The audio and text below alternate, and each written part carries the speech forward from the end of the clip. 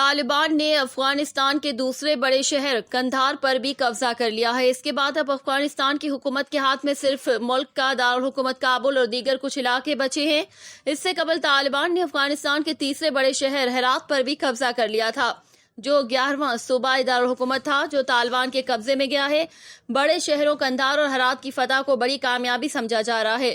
طالبان نے جنوبی افغانستان صوبے ہلمند کے دارالحکومت لشکر گاہ میں قائم پولیس ہیڈ کوارٹر پر قبضہ کر لیا۔ اس حملے کو ناکام بنانے کے لیے مبینہ طور پر امریکی طیاروں نے فضائی کارروائی بھی کی ہے، لیکن طالبان کی ڈرامائی فتوحات نے کئی سوالات کو جنم دیا ہے۔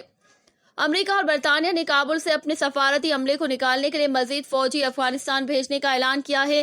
اس حوالے سے پینٹاگن نے کابل کے امریکی سفارت خانے سے عملے کو نکالنے کے لیے اضافی 3000 فوجی افغانستان بھیجنے کا اعلان کیا، جبکہ برطانیہ نے اپنے سفارتی عملے اور شہریوں کو افغانستان سے بحفاظت نکالنے کے لیے 600 فوجی بھیجنے کا اعلان کیا ہے۔ جرمنی نے اپنے شہریوں کے لیے وارننگ جاری کر دی ہے اور انہیں فوری افغانستان چھوڑنے کے لیے کہا ہے۔ پینٹاگن ترجمان کا کہنا ہے کہ کابل ایئرپورٹ پر تعینات کیے جانے والے 3000 فوجیوں کو طالبان پر حملے کے لیے استعمال نہیں کیا جائے گا۔